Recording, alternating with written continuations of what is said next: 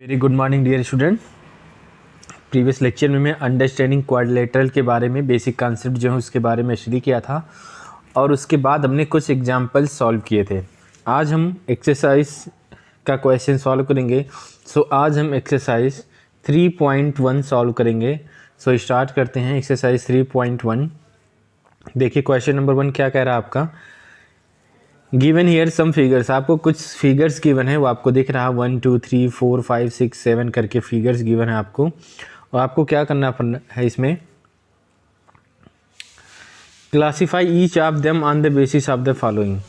इन 8 figures में आपको बताना है, क्लासीफाई करना है कौन सा सिंपल कर्व है, कौन सा पॉलीगन है, कौन सा कॉनकेव पॉलीगन है, कौन सा सिंपल क्लोज कर्व है और कौन सा कॉन्वेक्स पॉलीगन है।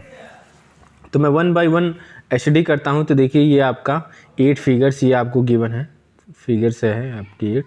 तो 1 2 3 4 ये आपका देखिए कर्व गिवन है, ऐसे करके आपको 8 फिगर गिवन है। अब आपको इसमें से बताना है पहला जो आपका है कि सिंपल कर्व कौन सा है। सीधे कर्व मतलब आपका कर्व होना चाहिए, कर्व कौन सा है। तो आपको दिख रहा है फिगर में सिंपल कर्व जो है 1 है, 2 है, 5 है, 6 है और 7 है।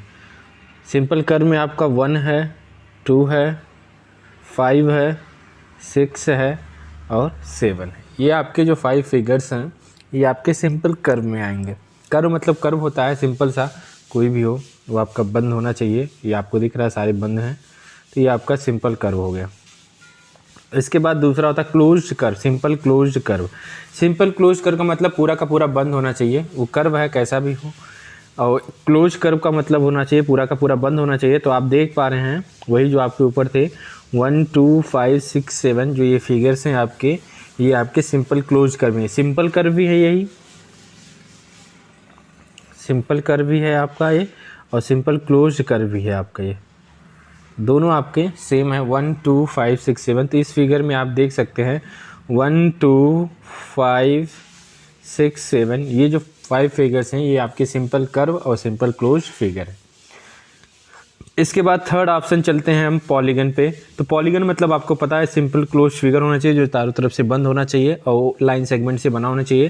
तो यही वाले होंगे सब, लेकिन आप इसमें देखिए इसमें तो लाइन सेगमेंट केवल नहीं है ये तो, और ये भी आपके लाइन सेगमेंट का नहीं है, ये भी लाइन सेगमेंट का नहीं है। तो ये वाले फिगर और ये वाले फिगर तो लाइन सेगमेंट के हैं, तो ये दोनों तो आपके पॉलीगन हो जाएंगे। और भी देखते हैं क्लोज फिगर कौन सा है, इसी में से अब आपको बताते हैं। देखिए पॉलीगन, तो ये आपका पहला पॉलीगन है। देखिए सिंपल क्लोज फिगर है, ये आपका लाइन सेगमेंट से ही बना है। ये भी आपका सिंपल क्लोज फिगर है, लाइन सेगमेंट से ही बना है। ये आपका देखिए लाइन सेगमेंट से नहीं बना है, तो ये आपका पॉलीगन नहीं है। ये भी देखिए आपका क्लोज फिगर है और ये लाइन सेगमेंट से बना है, तो ये भी आपका पॉलीगन है। ये आपका लाइन सेगमेंट से नहीं बना, ये लाइन सेगमेंट है लेकिन ये कर्व भी दिख रहा था, ये आपका नहीं है, ये भी नहीं है और ये भी नहीं है। तो जो आपका फिगर नंबर 1 2 4 है यही आपके ओनली पॉलीगन्स हैं। ठीक है, पॉलीगन मतलब simple close figure which is made by only line segments. तो यही तीनों फिगर है जो ओनली लाइन सेगमेंट से बने हैं, बाकी सब में लाइन सेगमेंट है लेकिन अदर भी मिक्स हैं। ठीक है, इसके बाद आता है कॉन्वेक्स पॉलीगन, कॉन्वेक्स और concave polygon.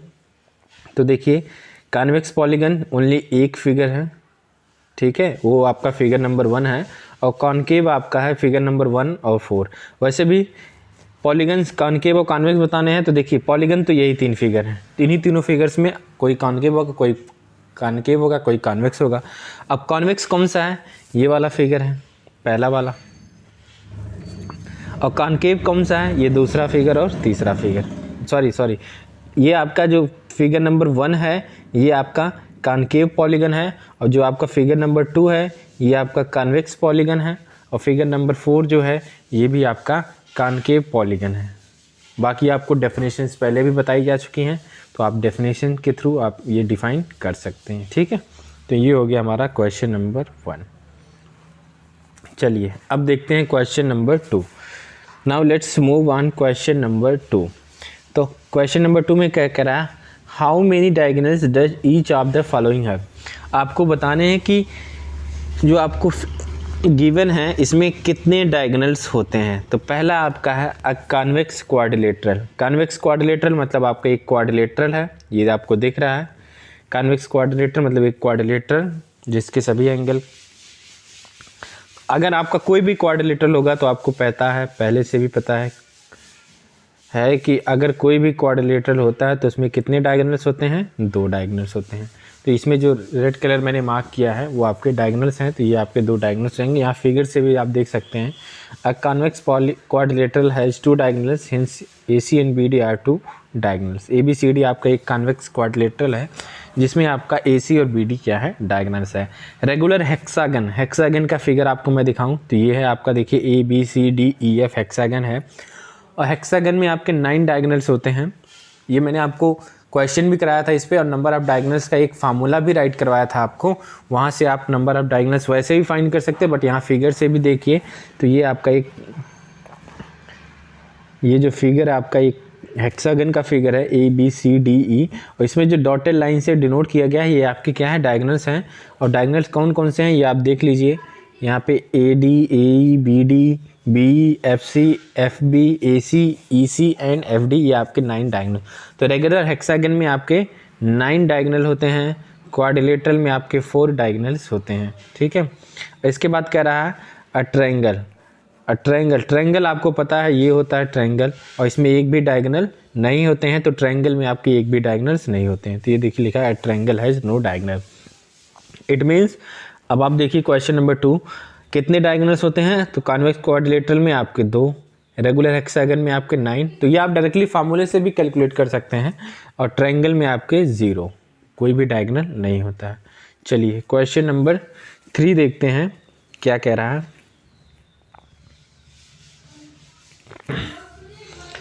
What is the sum of the measure of angle of a convex quadrilateral? आपको बताना है angle, what is the sum of the measures of angle of a convex quadrilateral. Convex quadrilateral में जो angles होते हैं उनका जो सम होता है वो कितना आता है।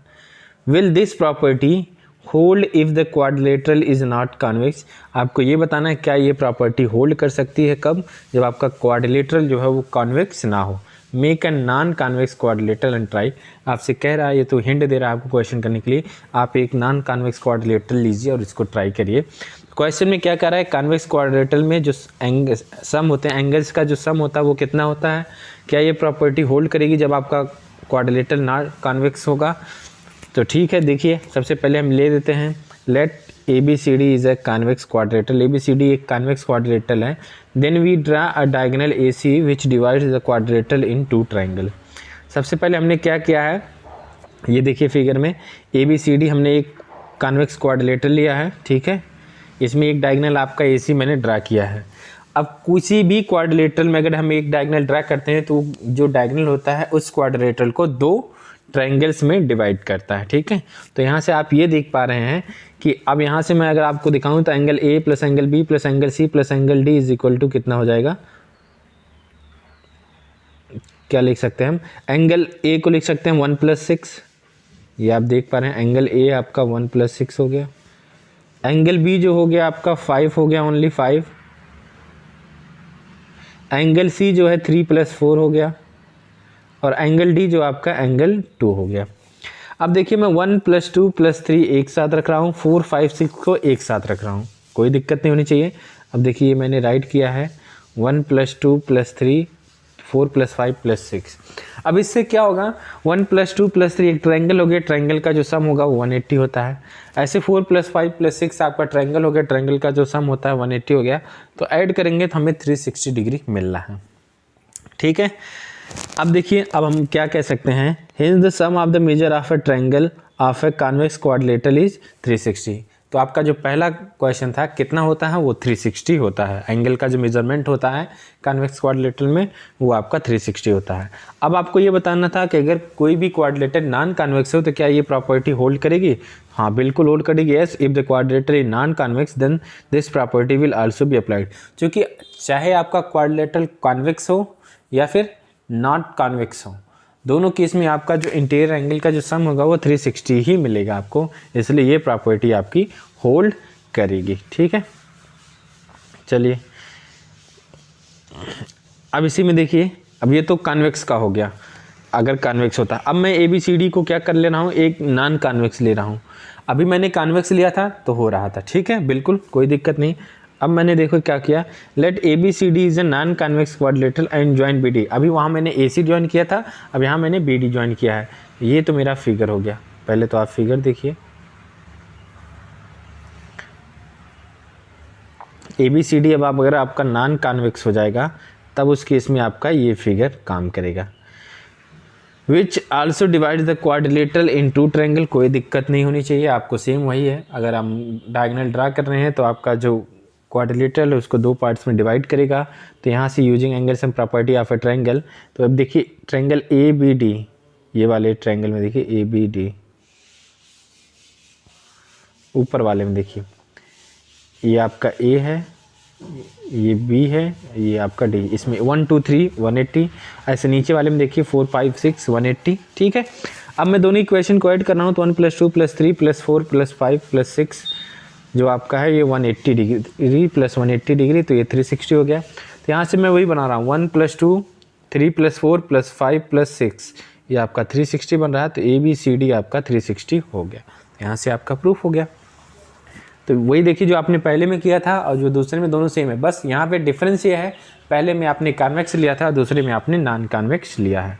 ठीक है, तो ये तो हमारा हो गया क्वेश्चन नंबर 3। तो आई होप आपको क्वेश्चन नंबर 1 2 3 में कोई दिक्कत नहीं होनी चाहिए। एक बार आप फिर से चैप्टर 3 जो मैंने स्टार्टिंग में आपको कॉन्सेप्ट बताया था, पॉलीगन क्या होता है, पॉलीगन की types on the basis of number of sides के बेसिस पे आपने पॉलीगन के क्लासिफिकेशन किए थे, वो आपको पढ़ना है।